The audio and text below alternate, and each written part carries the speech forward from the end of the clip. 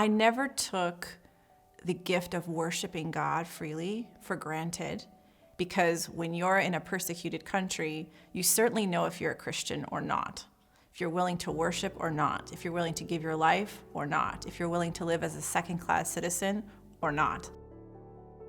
I'd like to say that it was my family's courage, and it certainly took courage to move from one country that you're familiar with to a country that you're not familiar with. But because of persecution and discrimination, it's also one of necessity. So when my great-grandfather's Turkish business partner and friend said, hey, there's gonna be a lot of bloodshed here for Armenians, you might wanna take your family and leave. Yes, it took courage, but it's also a sense of necessity. When I look down at the cross, it immediately reminds me of who I am, and that I'm not alone, and that I'm not ultimately in charge of my life. So my life is then a response to the initiative that God is already taking. And in this way, I become free. My birthday is considered Coptic Catholic Friendship Day. As an Armenian Egyptian, maybe you could say Armenian Coptic Catholic, you could say that's kind of funny. I don't know what it means, but it brings joy to my heart. What I appreciate about the West is the intellectual formation. What I appreciate about the East is the spirituality, this emphasis on beauty and transcendence and mystery.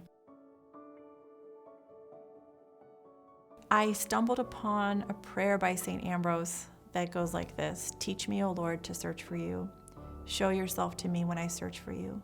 If you do not teach me first, I cannot seek you. If you do not reveal yourself to me, I cannot find you. In longing may I search for you, and in searching long for you. In love may I find you, and in finding you may I love you. I worked in a job that I didn't really love for many years, and I used to keep that prayer in my pocket because I met so many people on my business trips that were also existential orphans. And I would get into these conversations with them about God, and I wanted to give them something because sometimes it was only 5 minutes here or 10 minutes there or just a plane ride. And I thought, let me just give them this prayer, because then anyone can pray it. An atheist can pray it. Look, God, if you're real, teach me to search for you.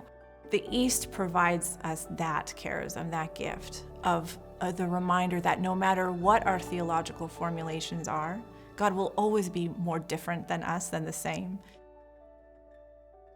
So I went with my dad to a parish I don't go to usually, and an older gentleman tapped me on the shoulder, and he says, I remember you, and I remember being so heartbroken because you and your sister were the only young people going to this liturgy, to this Mass, and you would go week after week by yourself. And I thought to myself, how is the church failing our young people? How is this girl going to Mass alone? How is there no community for her to step into? And I said to him, well, it's interesting, because he said, well, now what are you doing? And I said, well, it's interesting because the very problem in the church of communal life and community is what I spend my life doing, is to build community. I think the first thing we have to do radically in the church is to stop worshiping busyness and to stop worshiping work. There is no way that we can actually be attuned to the other person if we are so busy doing so many things. That mental and spiritual attitude, that capacity to be aware of the presence of God needs to be cultivated, and it is difficult.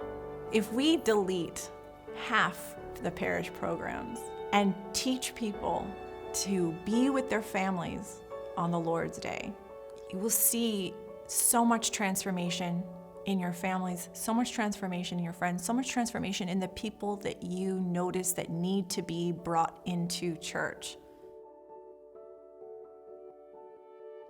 To invest the time in prayer, to be able to hear God's voice, to let Him speak into and to follow the promptings of the Holy Spirit will lead you on a path to what He is calling you to do and who He has, more importantly, called you to be.